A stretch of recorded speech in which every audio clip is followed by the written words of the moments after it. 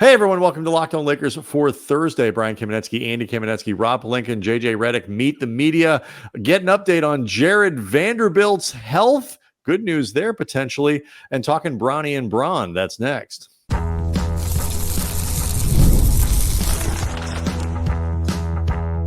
You are Locked On Lakers, your daily Los Angeles Lakers podcast, part of the Locked On Podcast Network, your team every day.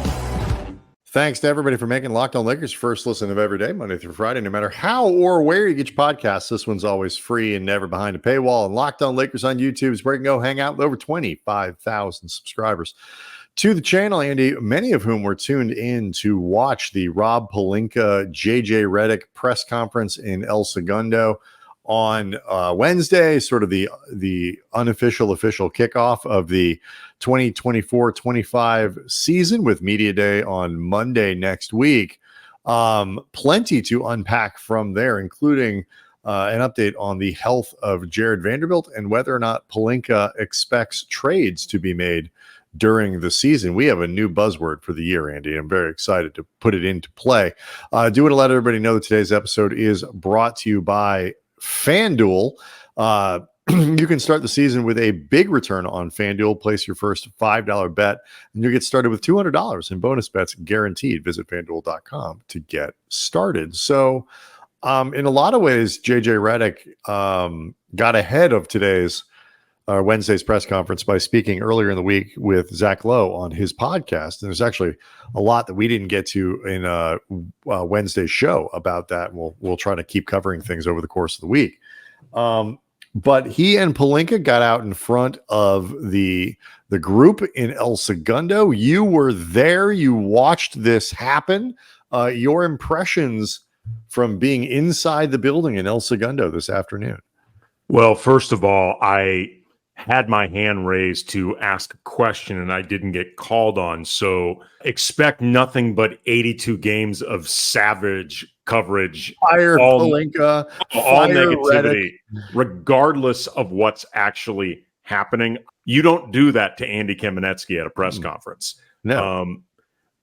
One of the big takeaways I actually had before we get into some of the specifics, you mentioned that optimism, and you can't help but notice the stark contrast from, say, Tuesday in the South Bay, if nothing else, with the Clippers and the news about Kawhi Leonard that, he's had yet another procedure and they're going to be super careful during training camp. I think he'll be ready for the opener. But I mean, just a reminder that everything feels so tenuous with that organization, particularly with Paul George now in Philadelphia. That's not to say that the Lakers have all of the answers in front of them, because they don't, nor are they front runners in the Western Conference, because they're not. But the optimism that was being shared, while this is clearly the thing that you always do to begin the season, nobody begins preseason by saying, guys, going to be a crappy ride. Everyone buckle in. We just want to give you a heads up.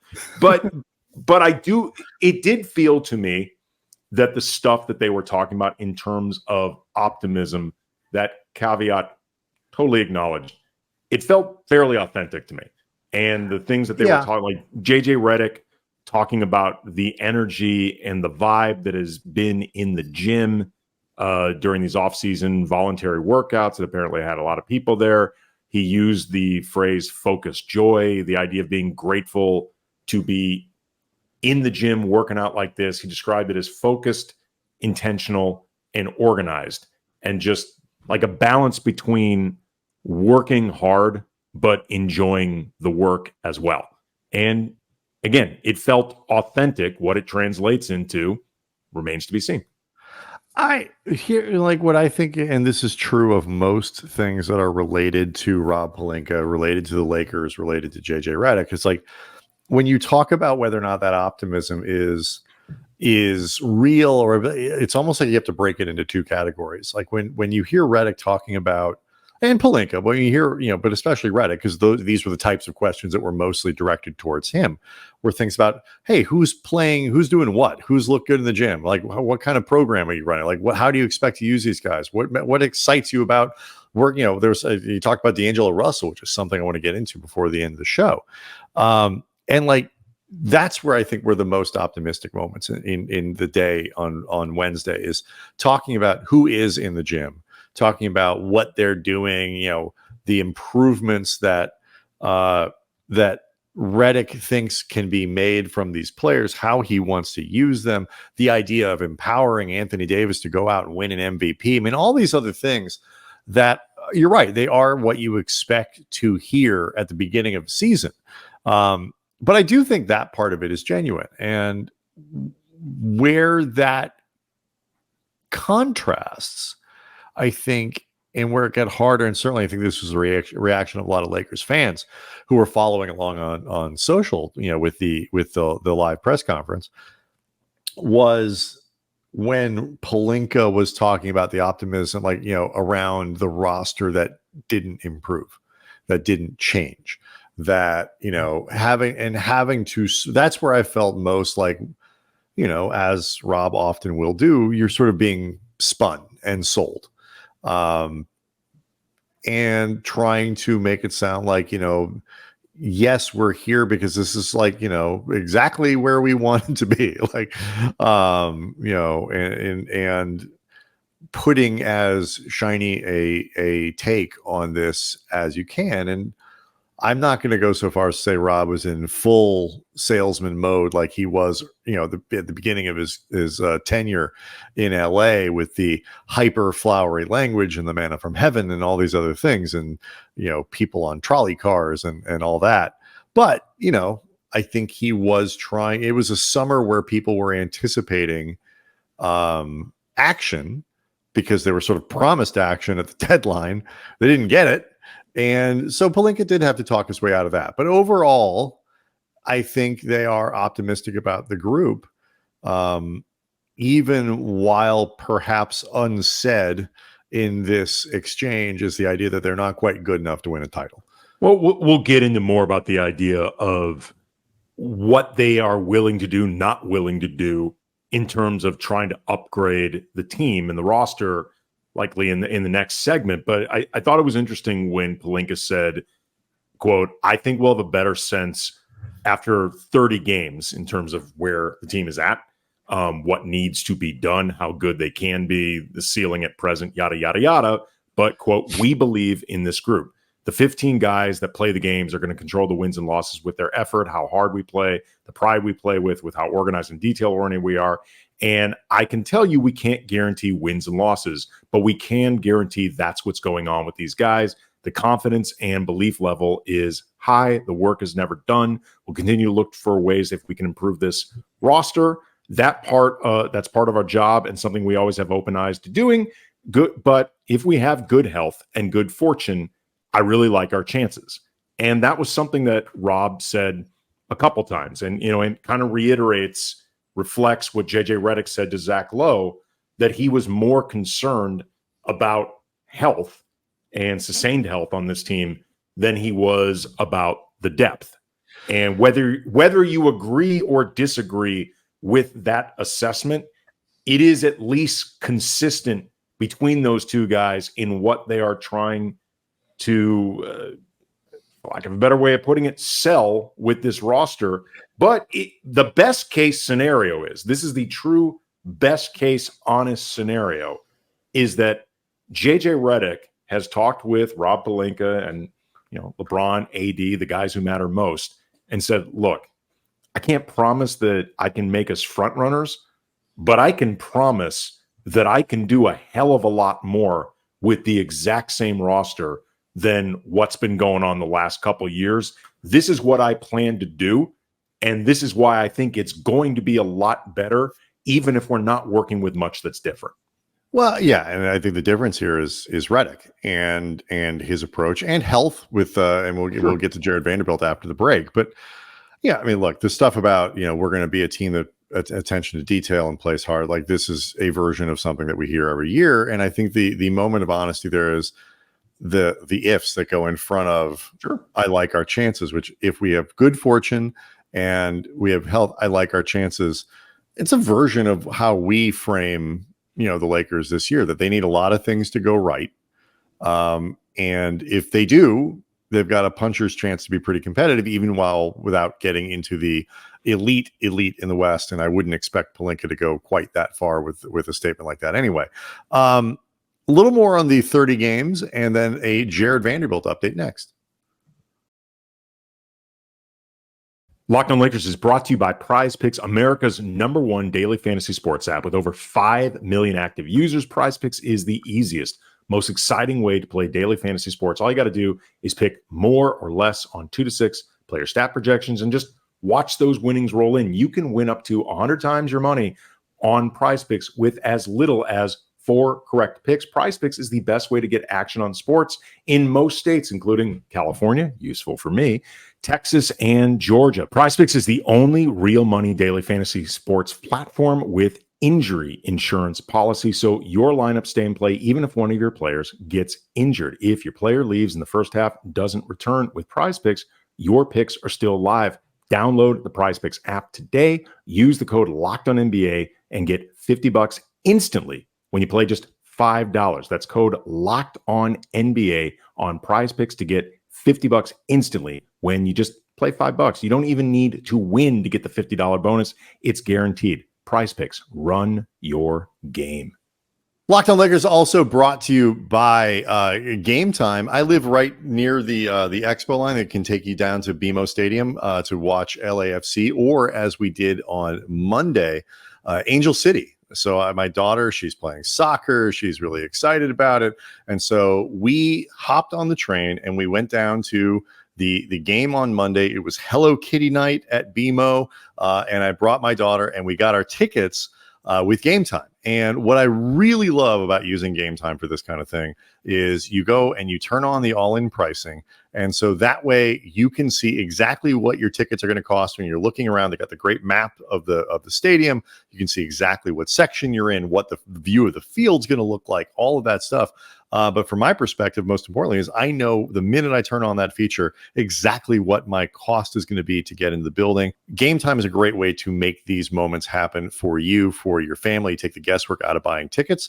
You download the Game Time app, create an account, use code LOCKEDONNBA for $20 off your first purchase. Terms apply. Again, create an account, redeem the code LOCKEDONNBA, LOCKEDONNBA for $20 off. So I think if you're looking for, Andy, a way for the Lakers to get to this if everything goes right scenario, it starts with health. And that starts with, at least currently, Jared Vanderbilt. And to that end, the Lakers, if there was any real news that came out of the press conference on Monday or Wednesday, I know a lot of people paid attention to their comments on Bronny and Braun and when they play together and this and that, whatever. That's fine. The actual news was the Jared Vanderbilt health update. This from Mike Trudell.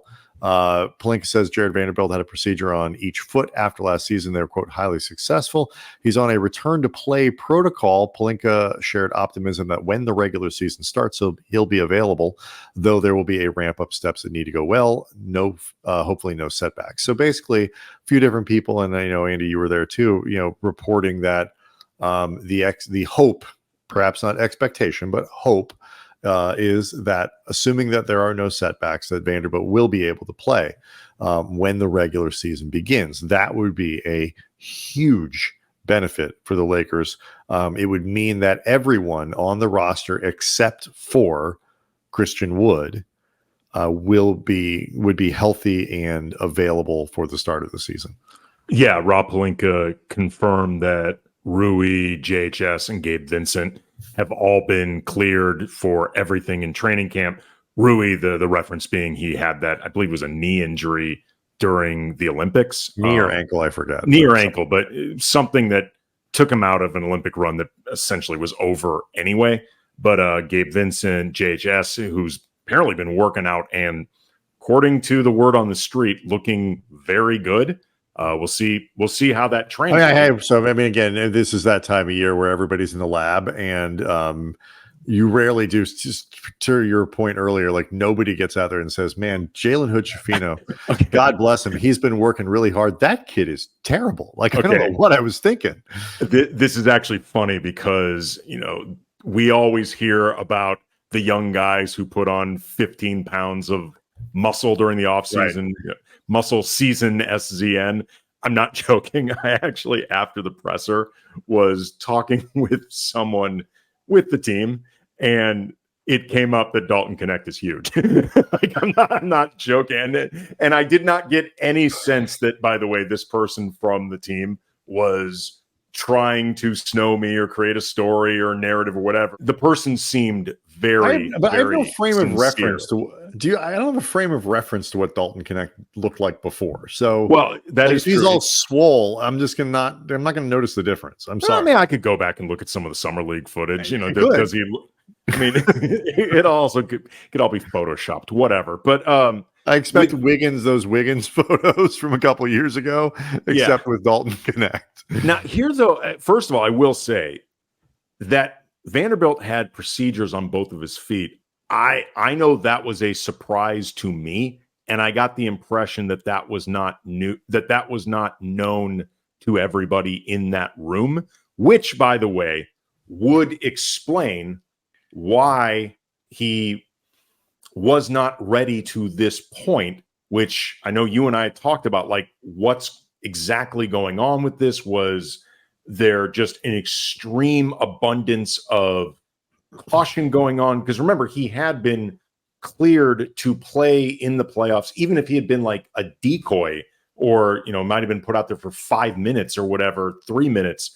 You still have to be sound enough to do that. So there were some questions like, okay, what is the holdup if he's recovering from 2 surgeries? Right. That explains a lot. So that in and of itself was very clarifying. And for reasons we've talked about a lot, having Jared Vanderbilt, even if he is, all things being equal, I would like to see him in the starting 5. But even if he's not, if he's playing a big role on this team, the optionality that he affords JJ Redick and all the different lineup combinations and the thing that Vando brings to the table, his importance was demonstrated by his absence last season. Yeah, I mean, and they can't, whether they should be as dependent on Vanderbilt as they are is not the point. They are. I mean, and they don't have anybody else on the roster who can fill the role that Vanderbilt fills. And it doesn't mean he's a perfect player. And on a lot of teams, he'd be a more of a fringy rotation guy. Like it's context is always really important when you're talking about sports and rosters and rotations. And with this group, they really need what he is able to provide. So especially when you're already relatively limited allotment of bigs is undercut by one of them being hurt, with Wood being out. So the idea that Vanderbilt won't, at least there's a good chance, it seems, that he won't miss significant time, even if he's not ready on literally the opening night. If he's ready close, and you really feel like Vanderbilt is playing at full speed and at full comfort by, the end of October, early November, something like that. Like that to me is a win. Like obviously, if it happens where he's really ready to go on opening night, that's even better. But given where my fear level was, Andy, I'll take first week of November for Jared Vanderbilt feeling fully back to speed. Oh, dude, I'm old enough to remember 3 weeks ago when we were all wondering, like, is this mid-November? Is this the end of November? And again, we don't know anything. Is Jared Vanderbilt even still alive? We don't know anything definitively, but and the Lakers have had a habit of stringing out this stuff. Yeah. So, there have been many players over the years who were seemingly on the verge of returning for 3 months. But I did get a sense that they really do feel like he may not be that far from return. But yeah, I don't think they would have put it in those terms if they didn't feel like he was, I think that's a fair assessment of it. There is optimism he'll be able to return at the start of the regular season, barring setbacks. And so, look, I mean, if Rob Pelinka is going to make, and he's, again, this is a version of something that he says most seasons, and it's a version of the thing that most GMs say every year because it's essentially true. You can't really know exactly what you are. I made this point earlier in the week. Like at this point, it makes some sense to at least see if if you feel like you need to make trades and the option is there, play some games and find out where your holes are, where your strengths are in a JJ Redick system rather than guessing. So at least, at this point, you've waited this long. Unless the opportunity is so good, just see what you got. An opportunity, Brian, that could be worth 2 first-round picks. I mean, if need be, like that. Well, but like that answer from Pelinka is both.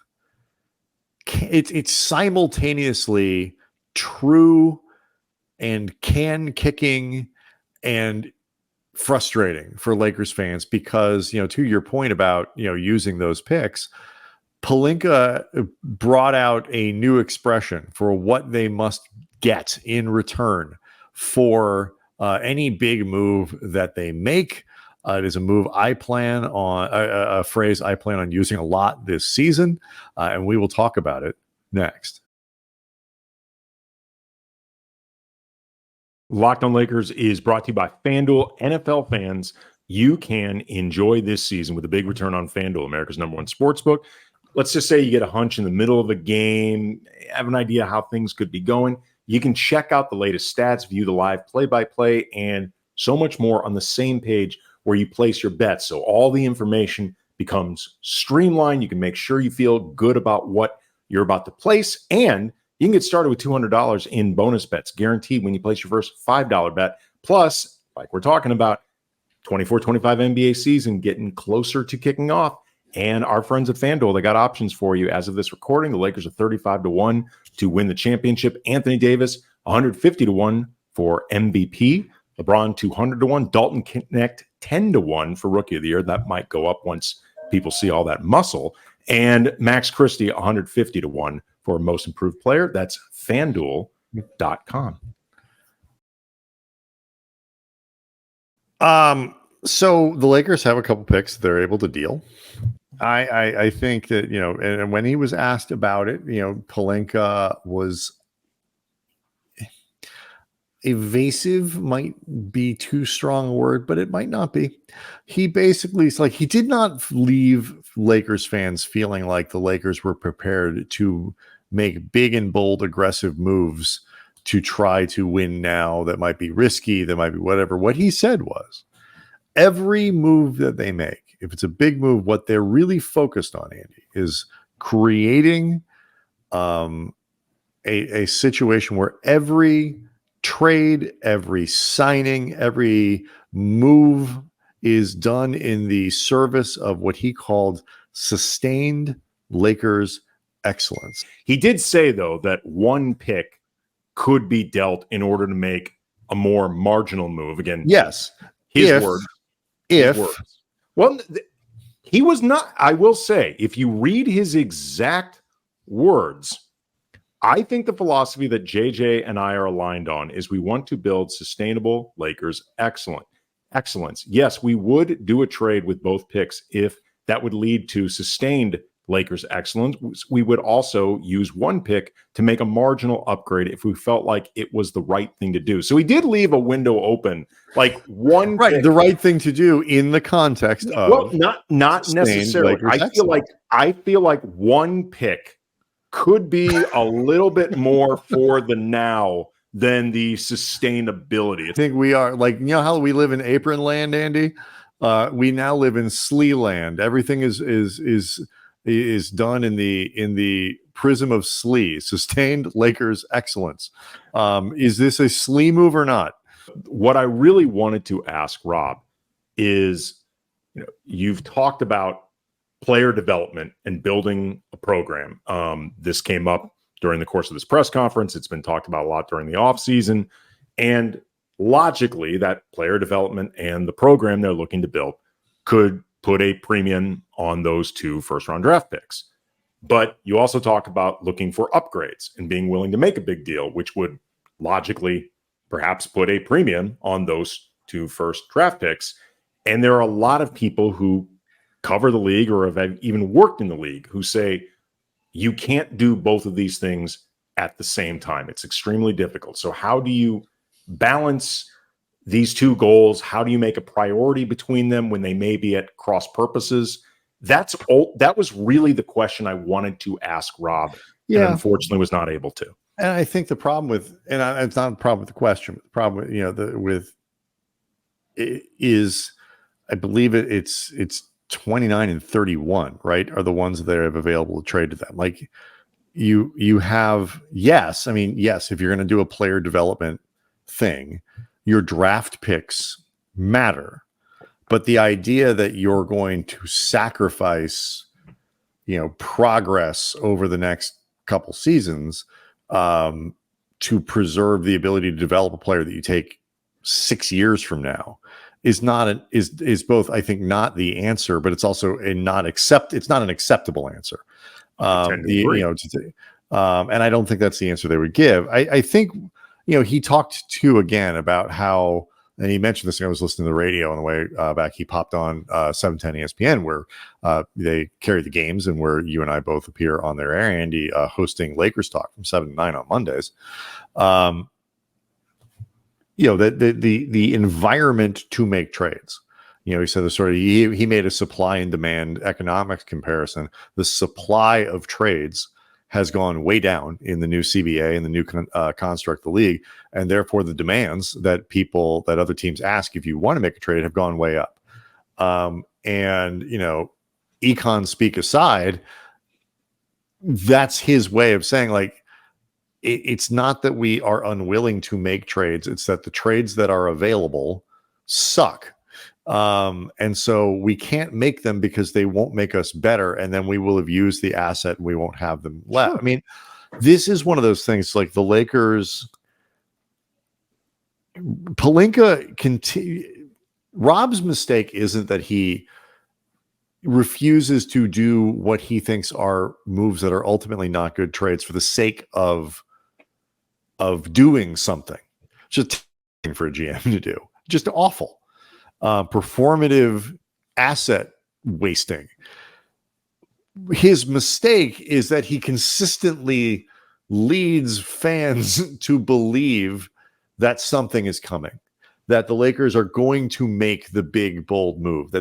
So if there is a shift in their thinking with this emphasis on player development, leaning into the new state of the league, the need to have young players, cost control players, develop stars internally so you don't have to pay $65 million to get somebody in their 30s and things like that.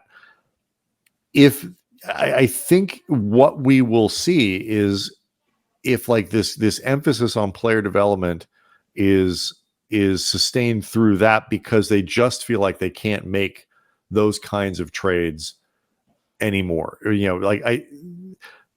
I think that's where this sort of new shift is happening. If they stop talking about big free agent signings, if they stop talking about stars in the same way and big trades and we're going to be aggressive out there in the market, like if it happens, it happens. But if they stop trying to sell people on the idea that we are the Lakers and we will always be in the middle there of these things and we're going to be out there shopping our picks, don't worry about the deadline, we're keeping our powder dry because we're going to make an even bigger splash this summer, which was essentially what Lakers fans were told.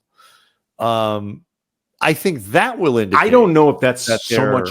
I don't know if that's what they were told, but I think that was the distinct impression that was given. I was going to say, I don't think it's what Laker fans were told, but I think it was what Lakers fans were allowed to believe. It's even encouraged, I think, because It was kicking, and it's a can kicking exercise because to diffuse the anger about not doing anything at the deadline, you say, well, don't worry, you want it to wait because the summertime is going to be awesome. But in fairness to Rob, he also can't say we're never going to be aggressive. Like, we've stopped being aggressive. You know, we can't.